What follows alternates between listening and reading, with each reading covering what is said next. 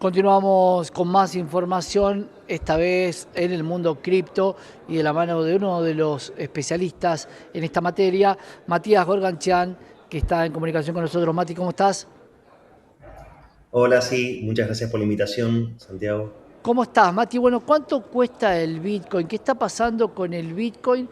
¿Y cuáles son las adopciones en el mundo que tiene Bitcoin? Bueno, Bitcoin está en $62.000 en este momento. Llegó a estar más alto y tuvo una pequeña caída en estas semanas. Yo creo que producto, o por lo menos el mercado comenta que está relacionado con una futura venta de Bitcoin que tiene que hacer un exchange que se llama Mt. Gox, que no es muy conocido porque en realidad quebró en 2014, básicamente, pero con la diferencia de otros exchanges que este exchange en realidad tenía los bitcoins, solamente que cerró, dejó de operar y estuvo en juicio hasta este momento y ahora está devolviendo los fondos, ¿no? Claro, Entonces, hay dudas de si va a devolver los fondos en Bitcoin o si los devolverá en dólares. Si los devuelve en dólares, tendrá que vender una cantidad importante de Bitcoins que mantienen en su poder. Eh, Así que bueno, hay gente que cree que la caída está relacionada con esto, pero bueno, es una caída muy chica y enseguida el Bitcoin empezó a crecer de vuelta, ¿no? hablamos de devolver en dólares o en Bitcoin. ¿Hay fallos de la justicia respecto a qué moneda se usa? ¿Hay algún fallo que generó jurisprudencia respecto a que la devolución tenga que ser sí o sí en Bitcoin o sí o sí en dólares? ¿Qué se sabe de eso, Mati? No, o sea, en realidad los tenedores de la moneda pueden residir en lo que tenían, así que no hay ahí no hay mucho inconveniente. Además, aquellos que operaban en Mt. Gox hasta el 2014, lo importante, estamos hablando de gente que entró en este ecosistema muy temprano, porque Mt. Claro. Gox estuvo de 2010 a 2014, entonces la gran mayoría de los que tenían Bitcoin en Mt. Gox en ese momento son Bitcoiners, la gran mayoría, y los que no lo siguen siendo, probablemente si ahora reciben, estarán más que contentos porque esa moneda, imagínense lo que ha aumentado desde ese momento a hoy. Así que bueno, habrá nuevos millonarios, ¿no? ¿Qué tenemos? Que recibirán ese dinero, ¿no? Mati, un valor de $1000 más o menos en el 2014. ¿Qué te acordás? En el 2013 sí No, estaba menos, por debajo, por debajo de los bastante por 1000. debajo. Bueno, Sí. claro, es mucho dinero. Y respecto a la... Estamos hablando probablemente por debajo de los 500 también, ¿no? Dependiendo, pues estamos hablando de gente que compró Bitcoin de 2010 a 2014. Podría haber Claro, comprado $1, dos, tres, menos. O sea, pero en que los ese... perdió porque Mongox cerró, pero que ahora los recupera, ¿no? Claro, están perdidos en realidad, todo lo que recuperes, bienvenido sea, y más a 62, a 50, 40, a lo que fuere. Mati, te pregunto, ¿qué pasa con la adopción? Se sabía que El Salvador tenía una zona y que Honduras también quiere armar una zona de compra-venta en criptoactivos.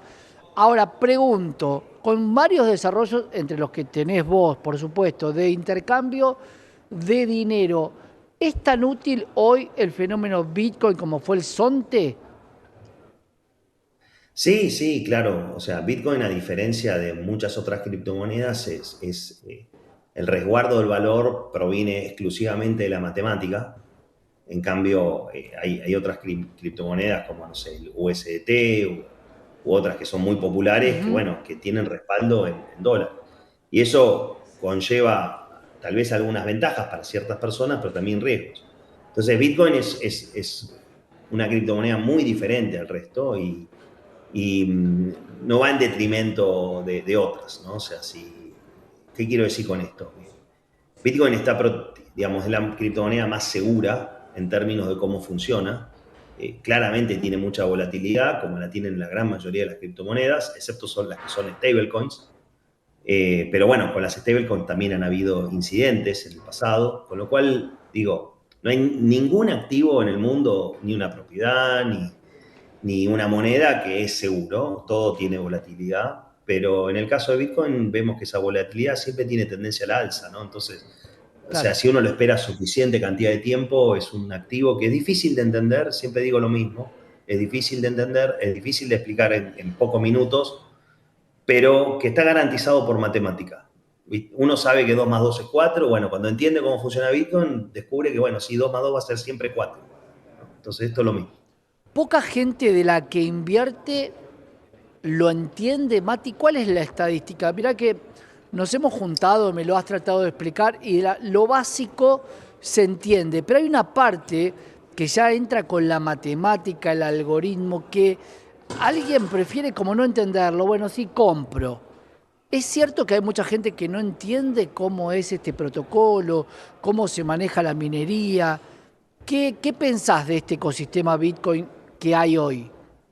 Los temas, todo tema, ¿no? O sea, porque uno dice Bitcoin, ¿no? Pero digo, la gente entiende el dólar y es difícil de entenderlo. Es un papelito verde que la gente confía que vale algo, pero si le preguntas a la gente qué es la banca Simmons o qué es la reserva fraccionaria, el multiplicador o miles de cosas, qué es un encaje, o sea, el 99% de la gente no va a saber lo que es. Y entonces digo, ok, Bitcoin tiene cosas todavía inclusive más complejas que esas porque, bueno, hay que entender criptografía, capaz que no se puede aprender criptografía solo leyendo, o sea, hay que, digamos, la diferencia que tiene, si querés, con el comparativo que yo les decía del dólar, que es complejo el dólar, muy complejo, muy complejo.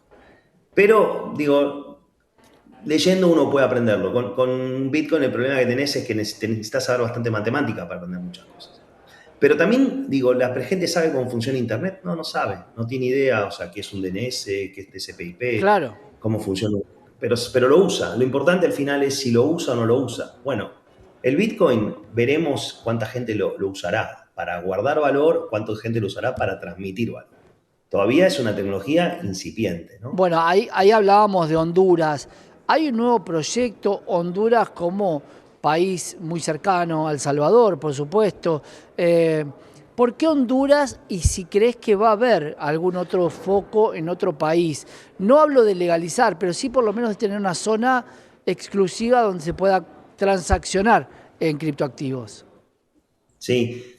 Mira, hablemos un poquito primero de El Salvador, ¿no? El Salvador es el primer país que tiene una ley concreta que dice que es moneda de curso legal, lo declara como moneda, y a mí me gusta un poquito tratar de ponernos a pensar qué significa que algo es de curso legal y curso forzoso, ¿no? O sea, los gobiernos del mundo dicen, bueno, el peso es la moneda de curso legal y curso forzoso en la Argentina. ¿Qué quiere decir esto? Que, por ejemplo, si uno tiene que pagar impuestos, solo los puede pagar en esa moneda. No Claro. puedes pagar impuestos en otra moneda. Sí podés vender una casa en dólares, o sea, no es que es la única. Vos podés hacer transacciones en dólares, en pesos, podés, no sé, querés comprar un auto, podés entregar tu auto en parte de pago, pero para pagar impuestos solamente lo podés hacer en esa moneda. Bueno, en El Salvador lograron que se pueda pagar impuestos con Bitcoin. Esa sería una cosa.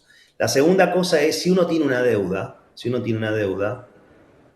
y alguien te la quiere pagar, ¿en qué moneda se considera que la deuda está saldada? Entonces, si uno tiene una deuda, por ejemplo, en la Argentina y la paga en pesos, inclusive una transacción inmobiliaria, se considera saldada. Eso es lo que significa de curso legal y forzoso. Eh, nosotros, yo particularmente creo que Bitcoin está un poco en las antípodas de que los gobiernos regulen, así que digo, no veo ni con buenos ojos ni con malos ojos de que un país haga una ley para regularlo. ¿Está bien? ¿Por qué? Porque Bitcoin trasciende fronteras, utiliza tecnología que trasciende fronteras y lo resuelve la matemática. Y la Claro. matemática es universal. Con lo cual, le resto un poco de importancia a que un gobierno haga una ley que diga acá es de curso legal o curso forzoso. Para lo que más importa esto es por temas impositivos. O sea, quien compre Bitcoin en ciertos países no sabe cuánto tiene que pagar de impuestos, si tiene que pagar impuestos cuando vende el Bitcoin solamente, si le cobran bienes personales por tener, etcétera, etcétera. Para ese tipo de cosas sí está bueno que los países tengan algún marco regulatorio para proteger a quienes compran estos activos, ¿no? Pero Claro. el resto, ok, veo con buenos ojos que el gobierno de El Salvador haya hecho esto y que el de Honduras esté intentando, pero Bitcoin va más allá de los países, básicamente. Bueno, esto lo discutíamos, lo vamos a seguir charlando seguramente en la pantalla de Canales, todo lo que tiene que ver con la inversión de Bitcoin, pero el hecho de poder pagar cosas con Bitcoin, eso es, me parece que es una etapa que no sé si Bitcoin la quiere realizar, pero muchos esperamos que de esa manera haya mayor adopción. Posiblemente sean los que no creemos tanto o los que no usamos tanto Bitcoin. Que vamos a seguir charlando de eso, porque es muy interesante, Mati. Todos Dale. queremos que se va a transaccionar con Bitcoin y muchas veces he hablado con vos y me decís, ¿para qué no es el origen de estos criptoactivos? Mati, como siempre, un placer. Muchas gracias. Un gran Hasta abrazo. luego. Matías Golgachán, especialista en cripto, de los que realmente conocen de la matemática y de la informática y la tecnología. Porque claro, hay muchos de ustedes que conocen una sola parte y como decía él, de Internet sabes solamente una parte. Prendés, googleás, te devuelve y simplemente es eso. Pero hay mucho detrás, que hay mucha gente que no se interesa en saberlo y Matías sí lo sabe. Quédate que tenemos más información.